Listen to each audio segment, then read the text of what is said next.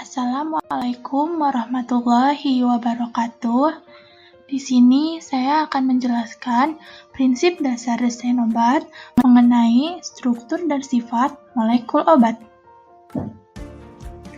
Oh iya teman-teman, perkenalkan, nama saya Dita Oktaviana dari Fakultas Farmasi Universitas Bakti Kencana, kelas 3 FA2.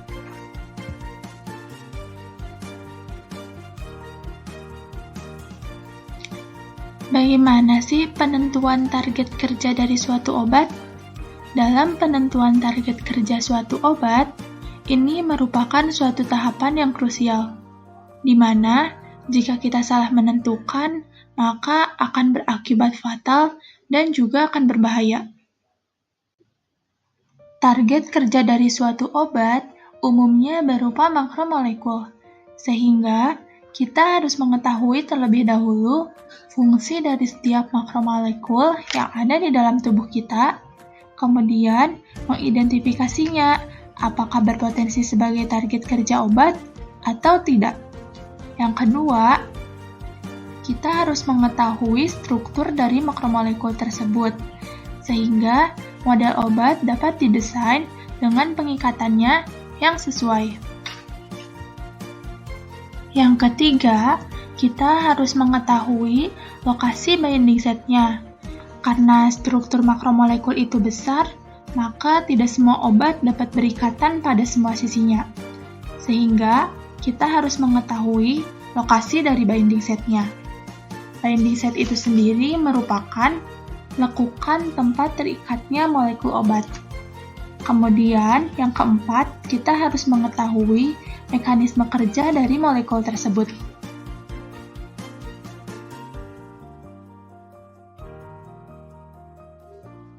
Kemudian, di dalam tubuh kita, molekul apa aja sih yang dapat menjadi target kerja dari suatu obat? Nah, yang pertama ada protein. Protein ini paling banyak menjadi target kerja obat. Protein dapat berupa reseptor, enzim, dan protein transport. Kemudian yang kedua ada asam nukleat.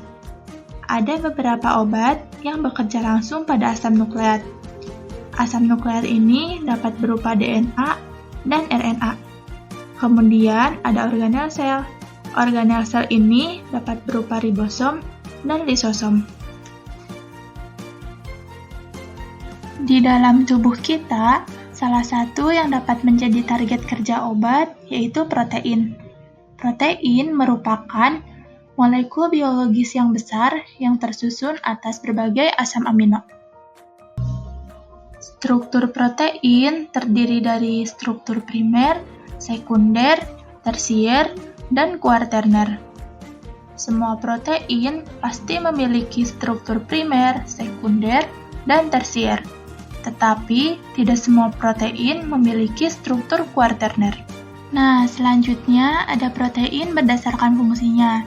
Yang pertama, ada yang namanya protein struktural. Protein ini berfungsi untuk mempertahankan struktur tubuh dan bersifat tidak larut di dalam air. Salah satu contoh yang ada di dalam tubuh kita yaitu protein yang ada di rambut, yaitu keratin. Yang kedua, ada protein transport. Protein ini berfungsi untuk mengangkut bahan-bahan kimia penting atau yang dibutuhkan ke dalam sel. Yang ketiga, ada enzim dan reseptor. Enzim dan reseptor ini paling umum menjadi target kerja dari suatu obat. Kemudian, yang keempat, ada protein miscellaneous dan interaksi protein-protein. Di dalam sel, banyak situasi yang mengharuskan adanya interaksi protein-protein sehingga menghasilkan efek seluler.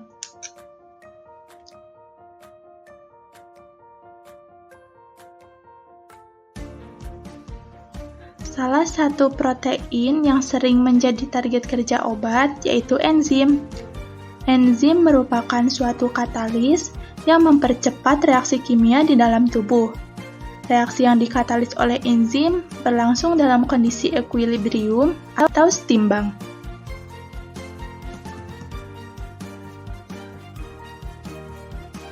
Bagaimana sih enzim dapat mempercepat terjadinya suatu reaksi?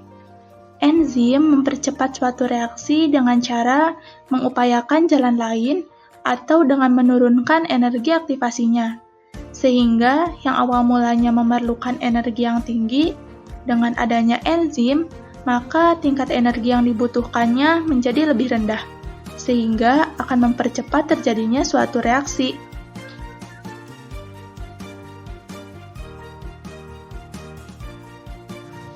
Suatu enzim dapat mengkatalis reaksi dengan cara yang pertama, enzim tersebut menyiapkan permukaannya sebagai tempat untuk berlangsungnya suatu reaksi.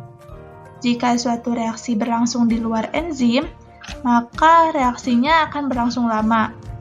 Yang kedua, enzim memposisikan reaktan pada posisi yang tepat untuk terjadinya suatu reaksi. Yang ketiga, melemahkan ikatan pada reaktan, sehingga reaktan akan lebih mudah untuk bereaksi.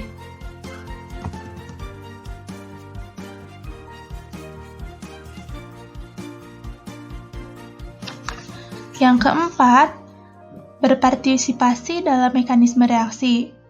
Kelima, enzim membentuk interaksi yang lebih kuat dengan kondisi transisi dibandingkan dengan substrat.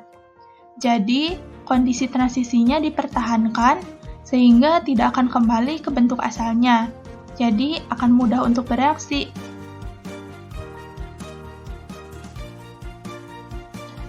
Di dalam enzim, terdapat istilah yang namanya kofaktor.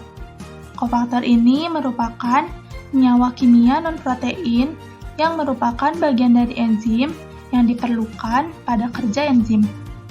Kofaktor ini dapat berupa ion logam seperti Zn2+, dan molekul kecil atau koenzim.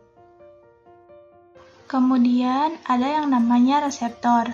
Reseptor ini merupakan makromolekul biologis yang menghasilkan respon biologis atas interaksinya dengan molekul obat. Reseptor ini paling sering menjadi target kerja dari suatu obat.